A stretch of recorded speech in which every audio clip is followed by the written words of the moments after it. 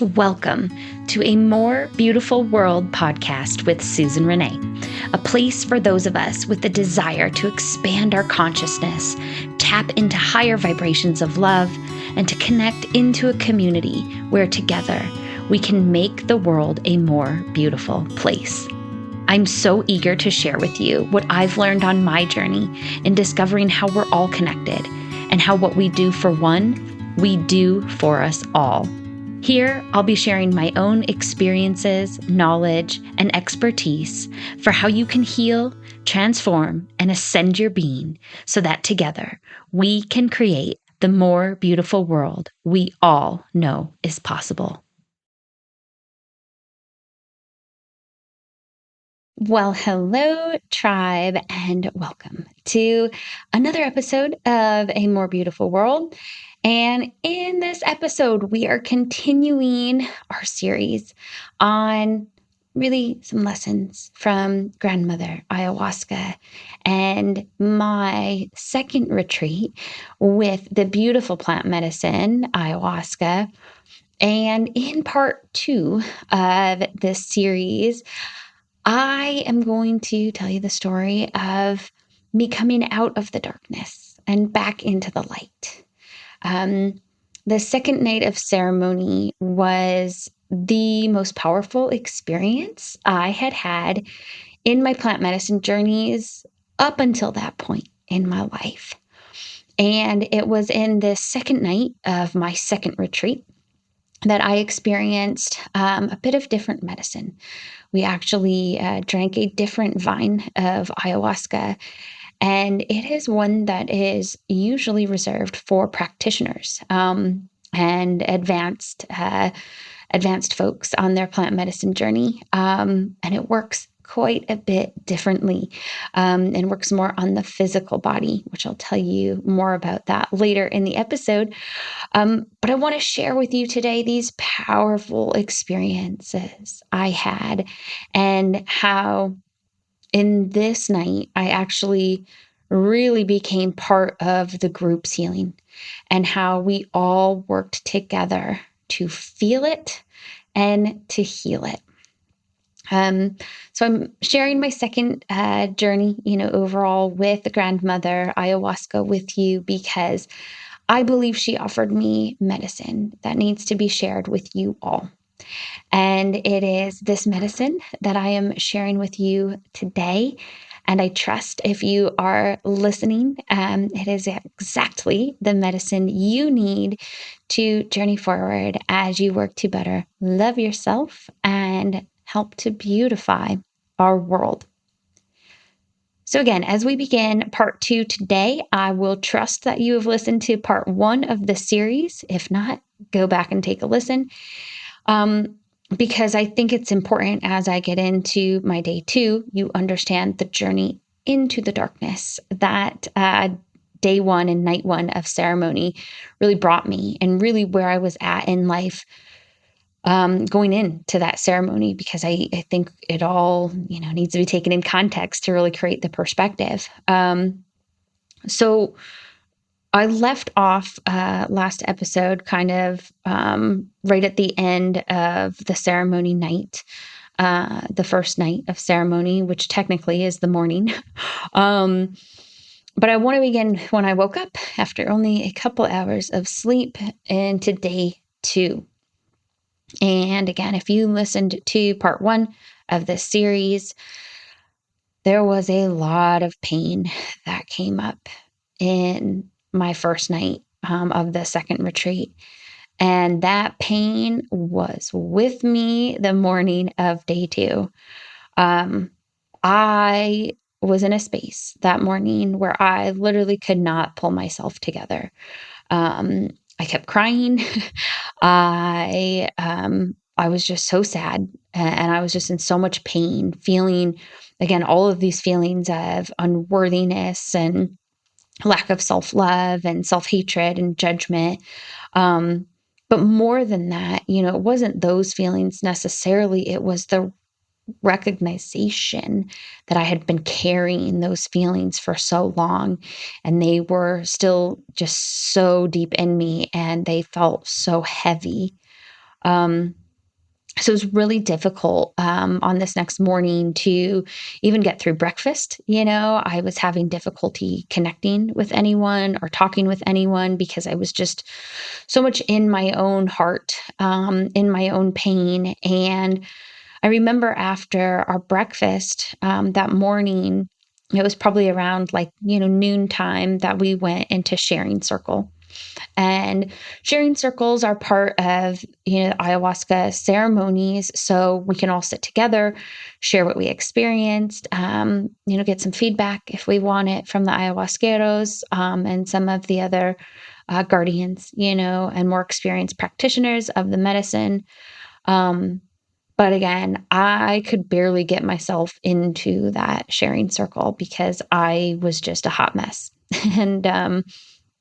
And of course, I was, I think, second to share in sharing circles. And I just remember sharing, what I had felt into the darkness, right? The night before. And, I was sharing how I saw all of this pain that I had been holding on to, all of the, self-shaming and self-judgment and just that big internal critic and how hard I had been on myself. And um, even more than that, what I had really scraped the surface of in that first night was how all of that pain was contributing to the chronic pain in my physical body that I was experiencing.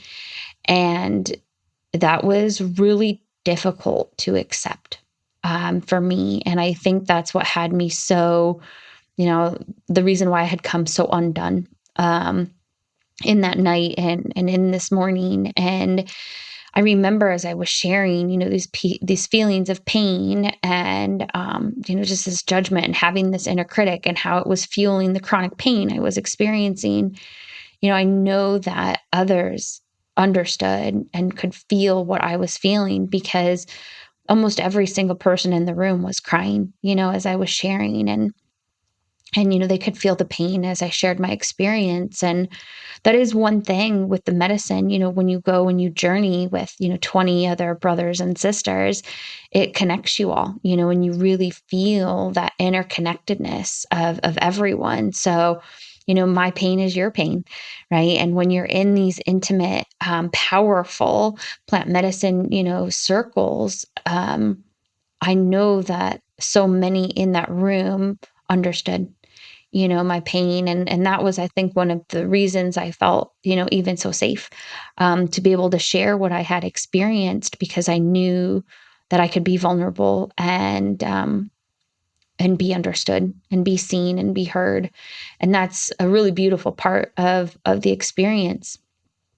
But didn't mean it was easy. um, Really, the darkness really carried with me that whole day, from the night before. And I remember after sharing circle, all I wanted to do was leave. I wanted to leave this desert retreat. I wanted to leave that fucking heat. I wanted to pack up my shit and just never go back there. And I didn't want to look at the pain. I didn't want to feel it anymore. And I actually even gathered up my things and I had started to pack my bag. And I just saw myself just throwing everything in the car, saying, fuck it, and getting out of there. And probably never going back, to ayahuasca again. And that was really difficult for me to, even be in that space where I was just in so much pain and having so much heaviness, with the experience that I wanted to get out of it. And so I know it was a challenge. And it was around that time that I called my partner, who I was dating at the time. And I called him to just pretty much, I'm pretty sure I called him to tell him I was leaving. um, and really just to get some, support. And I remember, that conversation actually ended up becoming uplifting, and helped me tap into the strength, to stay. and to actually sit in ceremony again that night because, again, I could not keep myself together that day. So many tears, so much pain. And to top it all off, along with that, I was exhausted. Um, my physical body, between the pain and the menstrual cycle and the lack of sleep and the fasting that you do for your journeys, I was wiped out.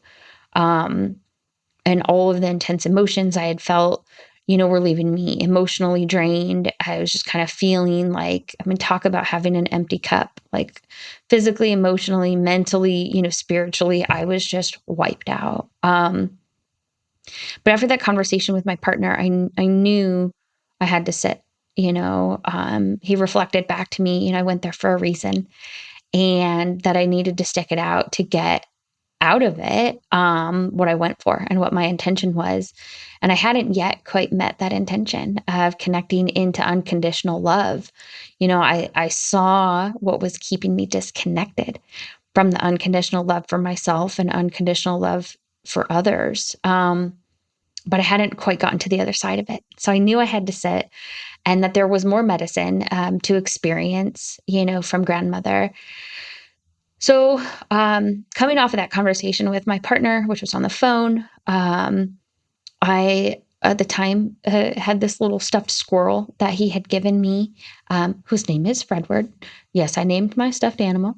And I had brought him with me to the ceremony weekend, for some strength. And I decided that night to bring him into the ceremony room with me.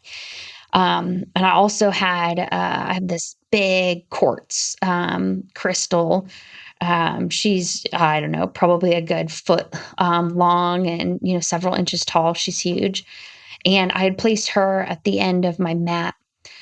Um, and so I'm as prepared as I can get for ceremony. There's still some fear. There's still some not wanting to be there, but there was this deep inner knowing I had to sit for a second night of medicine.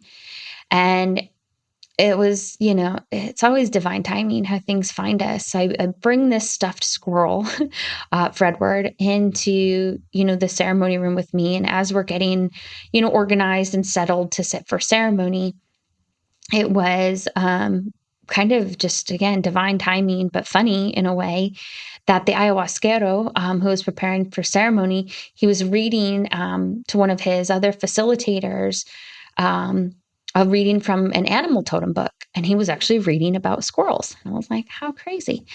And what he had said was that squirrels represent a balance of work and play. And I remember when I heard that, I prayed that I had already done the work in night one and then I could play more for this next journey.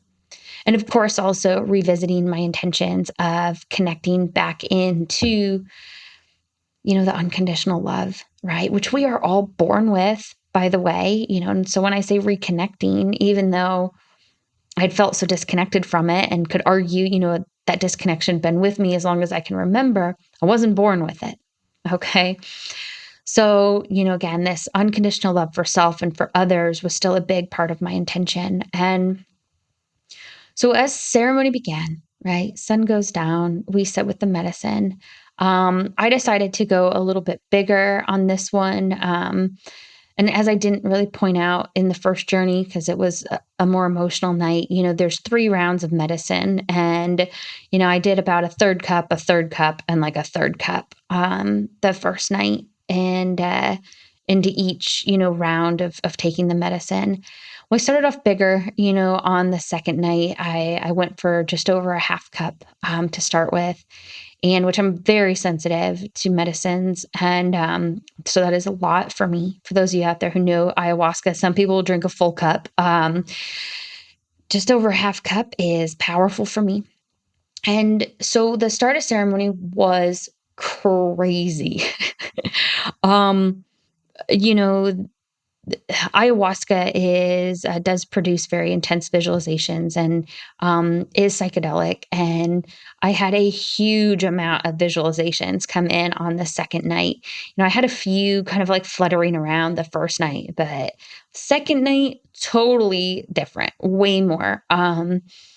They had these big, beautiful gongs with all the other instruments they had, but I remember one of the ayahuasqueros was like playing the gong, and with my eyes open, I could see, sacred geometry patterns and fractals and, flower of life type patterns coming off of the gongs in color, like in all of these different colors, just like coming off of the gongs and filling up the room.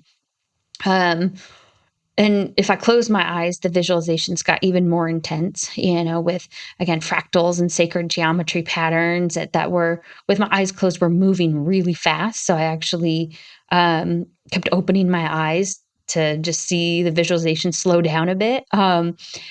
But I even saw, one of the times I opened my eyes, I saw one of the guardians there. She's a beautiful spirit. I saw her as this like Inuit princess. And I don't know if that was like a past life version of her or a parallel life version of her or what. But I see her as this beautiful Inuit princess and being like a medicine woman of the Inuit tribe, and just saw all of these beautiful light fractals of sacred geometry just coming off of her. And so it was intense. It was an intense start. And it's always interesting, to experience a medicine that does get in, to more emotional components and whatnot throughout the night. But that intense start when the medicine really starts to hit you and integrate, and the Icaros, the medicine songs are starting to play and it moves the medicine. It's really fascinating what shows up. So, like I did in the last episode, I want to read my journal from the next morning to capture what transpired in the night. And I will pause and kind of, add some color and elaborate on some points that happened, because it was a crazy night. And I will just give you a heads up. When you sit with these journeys, time becomes very elusive and very hard to keep track of. So my journal does bounce over the place a little bit. I can't tell you if that's the actual unfolding of how it went, in a linear time sense. So I'll be a little bit all over the place, but again, I want to share with you what I experienced, and probably in the next episode, start digging into what the experience brought me in integration and what a lot of the lessons and the blessings were, from going in with this intention of really connecting into unconditional love, and what came out of it, because there were some beautiful things that happened in integration that I'll be very excited to share with you. So with that, I'm going to dig into my journal.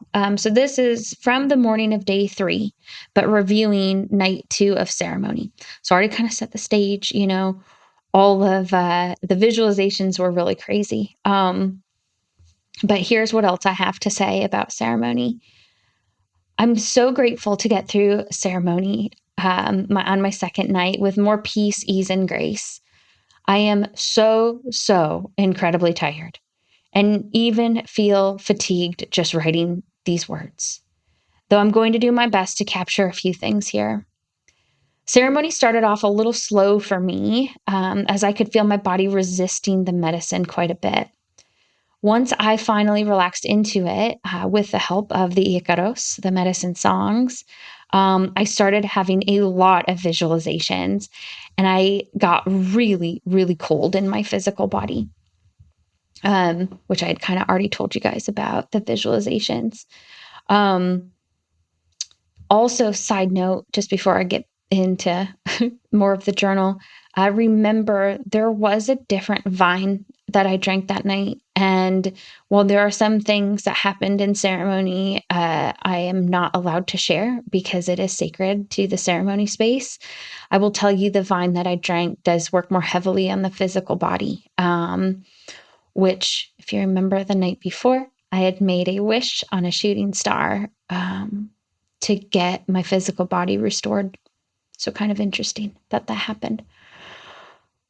But I relaxed into it. And I started having a lot of visualizations, and I got really cold. So I remember my socks felt so amazing to put on, though it was really difficult to find them and even get them on my feet. When it's dark, and the visuals are so strong, I had to remind myself that all things are temporary, and I trusted that the light would be back soon. When our main ayahuasquero came out with his guitar and he sang Let It Be, I was overwhelmed with so many emotions, with gratitude, with sadness, with joy, with pain. I began to wail, and I realized I would never cry the same again. I cried all the pain, I cried all the sadness, and every single emotion that any human had ever felt, I felt like was coming through my wails of this song. After some time wailing at the beginning of the song, feeling all the feels, I started singing. Even though I was crying at the same time, it did help me to recognize all of the pain and all of the suffering that I had been keeping inside of me that was just so eager to get out of my body. As they moved through the additional songs, I was able to start feeling more comfortable with the medicine. While I still never purged by throwing up or sitting on the toilet forever, I was purging a lot through yawning and burping and tears. And what was a new experience with this medicine? I was also shaking a ton. And at one point, my legs were outstretched and they were convulsing with tremors. I couldn't get them to stop. There was a part of me that was afraid, but there was a part of me that knew this was the medicine working. This was the medicine working on the chronic pain I had been experiencing through the years and years that I had been suffering with being my own worst critic, from holding on to all of that self-shame, that self-doubt, and all of the pain. I had a download come through at this time as my body was convulsing with tremors. And the download was that if I didn't work through this pain and release it fully, release all the judgment, release all the self-hate, release all of the judgment I had been putting on myself, that if it wasn't released, I would end up with a disease like Parkinson's. When that happened, instead of being afraid, I opened my heart and I sent out so much love into my body. I'm going to pause there. It was a really powerful download to see so clearly the connection of what I was pretty much telling myself, and holding on to all that pain and seeing, that shame and that judgment be reflected in my physical body, and to see that my body was literally shaking it out of my cells. And that if I wanted to keep holding on to it, that was fine. Spirit told me it's fine. And I was also going to end up with more chronic diseases.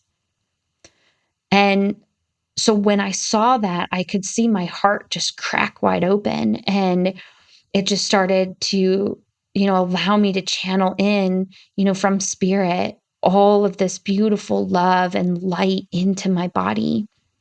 It was really powerful to be sitting there shaking, not being able to control my body and to love it at the same time, and just send love and just keep loving it and accept myself where I was right there, and, tap into that knowing that all things are temporary. So going back to my journal, with a little bit of fun here.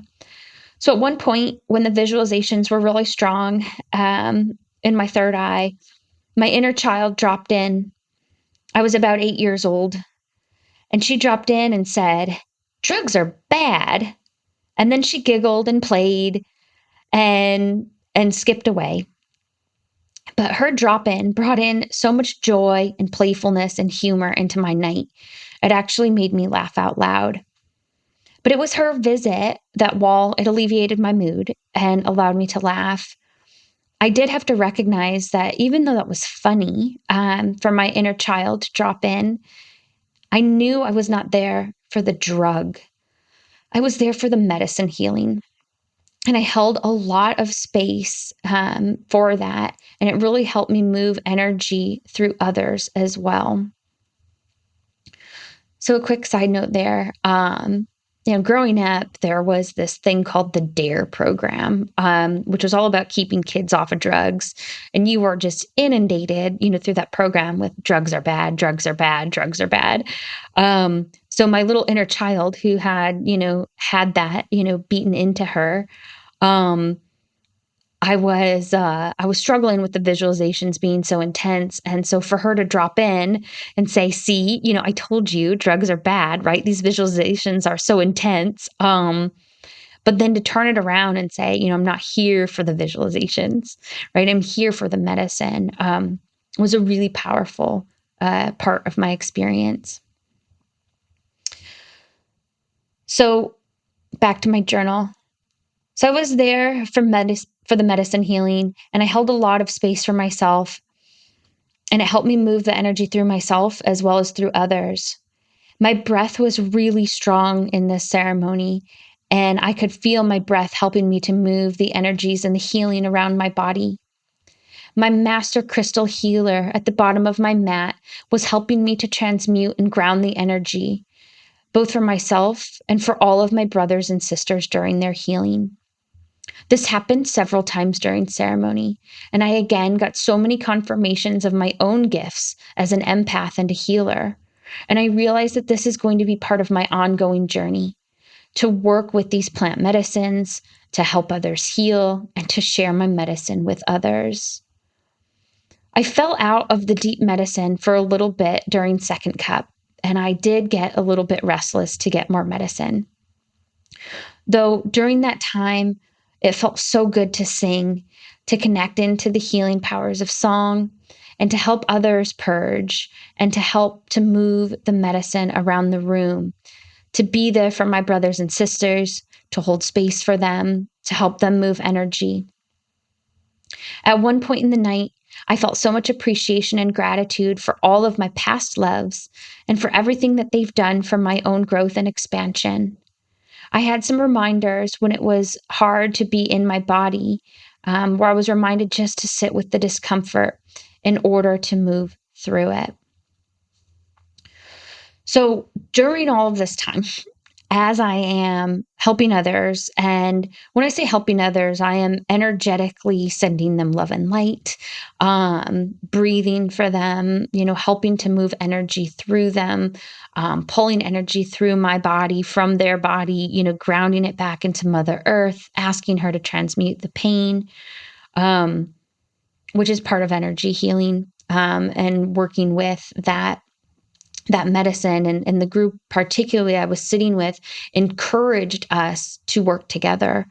And just an interesting side note, some of the guardians and, more experienced practitioners in this ceremony were absolutely falling apart during this. Again, with the vine, the special vine that we had drank, it is like the most powerful version of ayahuasca that you can drink. And with that, it knocked down our support system. And so I was really grateful to be able to stand up and to help others. And when I say stand up, I didn't actually stand up. I did it all from my mat because, you are encouraged to stay on your mat. But it was really beautiful for that to happen. So an example of that, one of the guardians, she was the one that I had seen as the, Inuit princess, this Inuit medicine woman at the beginning of ceremony. She was really struggling with the medicine at one point, and I was sitting right next to her. And she was on the ground in child's pose, just struggling. She kept purging. She couldn't get up. And she was one of our point people, to be there. She's a very experienced practitioner to help with the medicine. And I realized, I could help her. And I could help her with some Reiki. So Reiki is an energy healing medicine. And I was envisioning myself energetically placing my hands onto her back and channeling love and light into her to help alleviate her suffering and to help her move through her pain and to, again, give it back to Mother Earth. And it was really crazy. I found out the next day, she actually felt it. I connected with her the next day and she commented how she had actually literally felt someone's hands on her back, which is exactly where I saw myself placing them.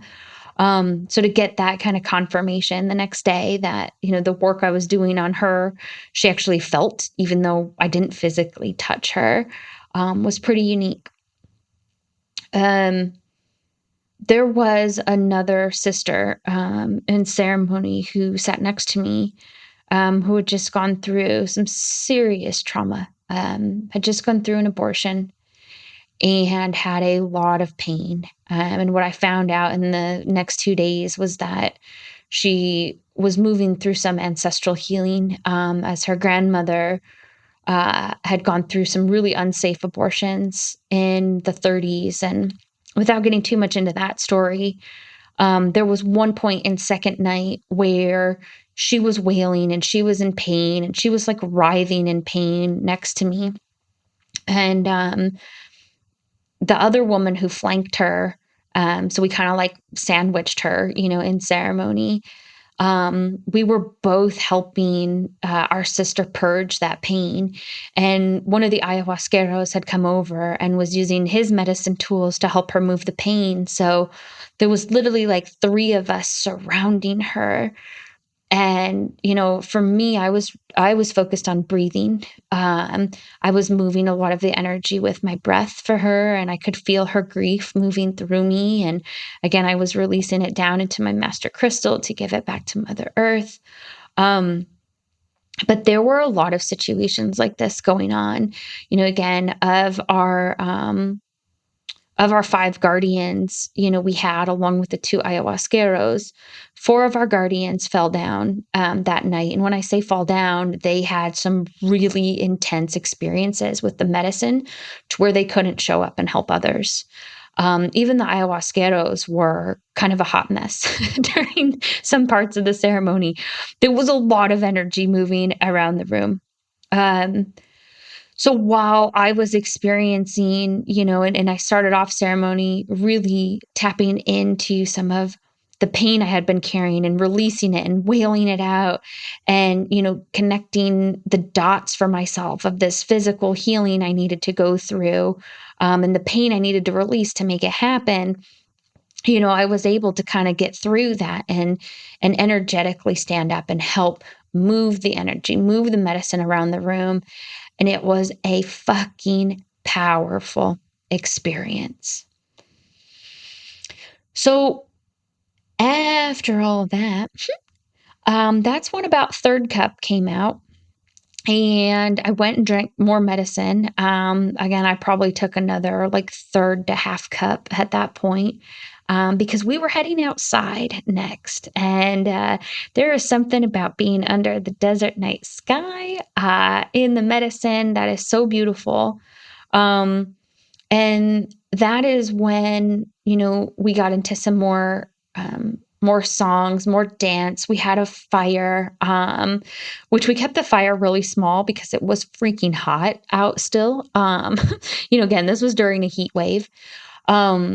But it was beautiful to, just, dance around the fire a little bit. And while my physical body was still really exhausted, I was able to kind of dance a bit and be under the stars and like feel so connected, to everybody and to just be so glad to see people coming out the other side of this journey, because it was a hell of a journey, my friends. It was a hell of a journey. So one of the things, again, I'll just point out with the the version of Vine that we did, it really was reserved for practitioners, though our ayahuasqueros felt called to it. And one of the things with plant medicine is it speaks. It speaks to the practitioners, and you honor it. So they had it with them for, umpteen ceremonies before. The medicine has never spoken, but it spoke. It wanted to be used. It wanted to come into our healing space. And that form of the medicine is really used to unlock pain, unlock trauma, and really unlock it from the muscles and the myofascia. But it does produce a lot of physical symptoms with it. It deals with a lot of death, and actual death of the old in ourselves. It deals with a lot of ancestral healing and ancestral trauma. It works to burn away what needs to be burned. And it also is used to push the teacher, to go in a new direction, to go in a different way in their life. So again, this beautiful experience that I was so gifted to have, of probably, these are rough numbers, but one of the shamans there shared that of maybe 400,000 people on the planet who have done ayahuasca, which I would argue could be growing from that number at this point, maybe only 10,000 have drank this specific vine. So, I feel really blessed to have gone through that. And I feel really blessed that being able to go in, with the intention of connecting into unconditional love and to heal my physical body, like you always get what you need from the medicine. And I'm going to have to, roll some of this into my next episode because I don't want you guys to have too long of episodes to listen to. But, that night, the amount of crazy body convulsions I was having, to not be able to control my body, but still be able to help out others, to still be able to show up, to connect in how all the pain, was manifesting in my physical body, and to learn what I needed to let go of in order to heal that. Just fucking powerful medicine. Okay. So to end the night under the stars, we ended ceremony that night singing out prayers. It was where I learned that singing, is so powerful, right? Sound healing is so powerful. And when we actually sing our prayers, they have more power to them. So I'll tell you more about that in integration, because I started singing my prayers after ceremony. But I'm going to end there for today, because there's a lot that kind of transpired in the next day, that unfolded from this ceremony. And from these ceremonies, what came in integration was even more beautiful. There is a kind of general saying out there that when you go through a plant medicine ceremony, 10% of the work happens in the ceremony, 90% of it happens in the integration period. Who knows? Maybe it's 80-20. Maybe it's different for everyone, but I'll have more on that in the next episode, which maybe we're going to be taking this into a 4-part series. We will see, my dear friends, because there are, I want to share with you what the actual experiences were like, though I think more importantly, what the lessons were that came from it, how I integrated them into my life, how they drove me to make changes in my life for the better, and the key, I'll tell you right now, little tidbit, to get you excited for the integration. It changed how I operated my life and started choosing things out of love for myself instead of out of hate and out of not feeling like enough, that I was enough. And that shift has been the most powerful shift and gift that I could have ever asked for. And that's what I want to tell you more about in the next episode or 2 or 3. Who knows? We're not even going to put a restriction on it. So I'll have more for you on all of that on the next episode. And I'm sure, start talking about, integration and how that all went. But as I finish up this episode, remember, my dear tribe, what we do for one, we do for us all. And it does take courage to do the work. And I am just so grateful. Spirit has blessed me with the courage, to navigate these journeys. So I get to help all of you on your healing and your transformation and your own spiritual awakening journeys. So I trust, as always, that you can take your own lessons from this story and find your own gifts to expand your awareness, maybe on where your power lies, and where you can tap into your own gifts to heal yourself and maybe even deliver some of your own medicine to the world. But we'll get more into that in the coming episodes as we talk about integrating this beautiful medicine and what it taught me and what hopefully it will teach you as well. So ultimately, I want these experiences to help you. But with this journey in particular, I hope it's showing you just how worthy you are of loving yourself, and that it can teach you how to love yourself, more fully, and how you can love yourself better. Because with that energy, we can better love each other. And that is what helps to make this a more beautiful world for us all. Okay. Mwah. That's all I have for today. Until next time, much love to you all, tribe. Hey, tribe. Thank you so much for watching. If you liked this podcast, make sure to like the video below and then click subscribe so you never miss an episode.